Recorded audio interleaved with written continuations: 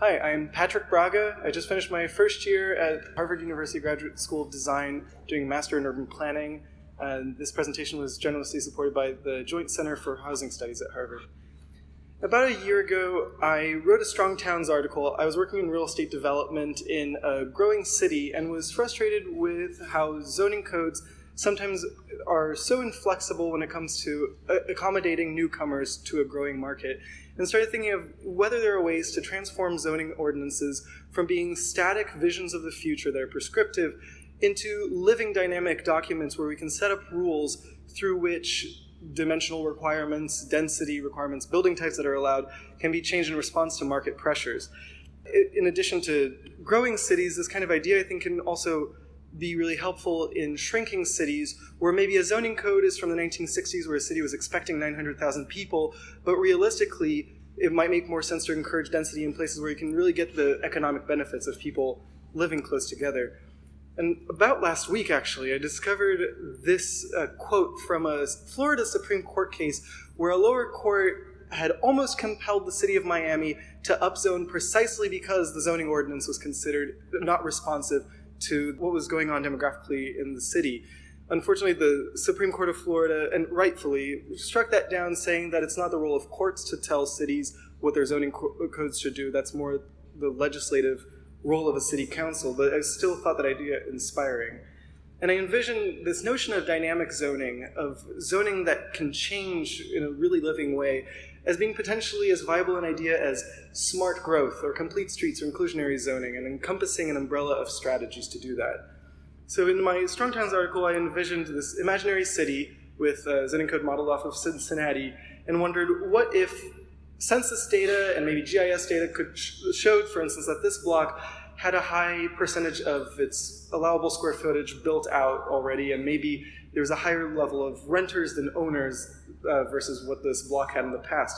Maybe if the city had a dynamic zoning clause in their ordinance, this block could instantly or automatically be upzoned to these zones, and that could be achieved by petition from the landowners followed by administrative review and approval, or maybe site plan review, or maybe it could just happen by statute where the city says our city demographics have reached a point that warrants upzoning.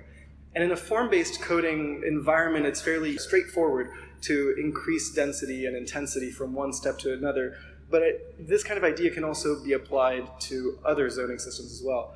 And one precedent actually comes from DPZ's Smart Code, which has a succession clause that I haven't seen adopted by many jurisdictions, perhaps because it simply says every 20 years, transect zones go up one notch. So if you're at T4, you become T5, T5 becomes T6, subject to approval of City Council.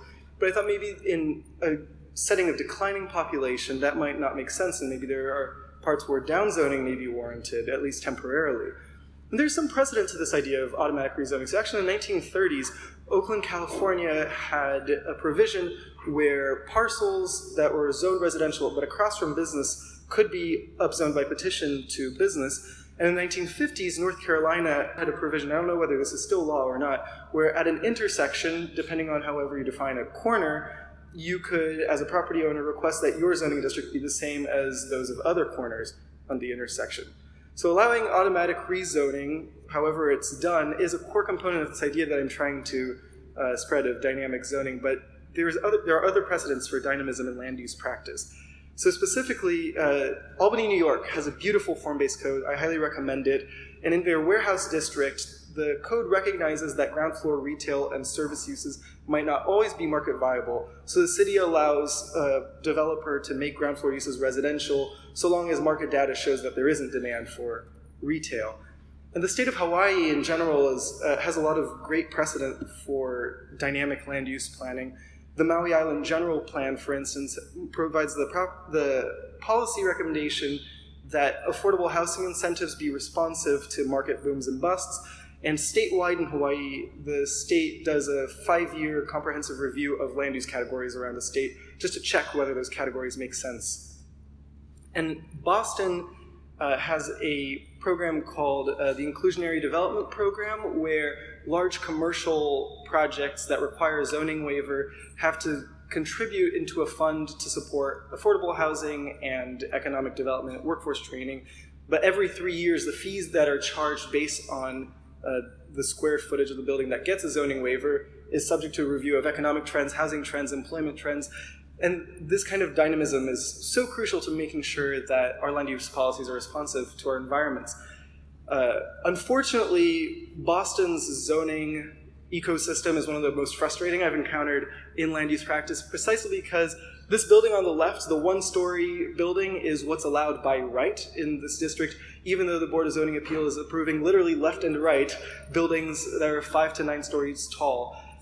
Boston's system is probably one of the furthest things from progressive in this sense, because they keep the zoning deliberately in an old system so that developers have to negotiate every single little bit of any new proposed project. Under a dynamic zoning perspective, I imagine that Boston could adopt, for instance, an ordinance saying that every 3 years the Board of Zoning Appeals would have to review any patterns in waivers that they've granted and create amendments to zoning to reflect what they're already approving and what is essentially deemed to be acceptable in the city. Actually, South Bend, Indiana, their planning director, Tim Corcoran, has done a similar approach with incremental rezoning by looking for these patterns and proposing changes like that to the zoning. And other potential directions that dynamic zoning might take, for instance, could be a dynamic inclusionary zoning, where the city might set specific targets for affordable housing units that are created through inclusionary zoning ordinances, depending on census data, for instance.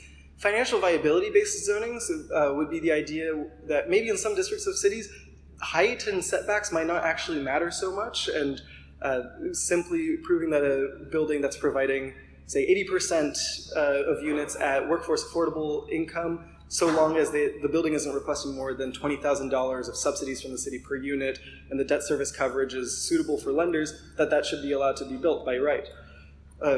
Hopefully subject to certain design restrictions to make sure that we get an engaging and walkable urban environment, or even less so at the level of the ordinance, but at public comment.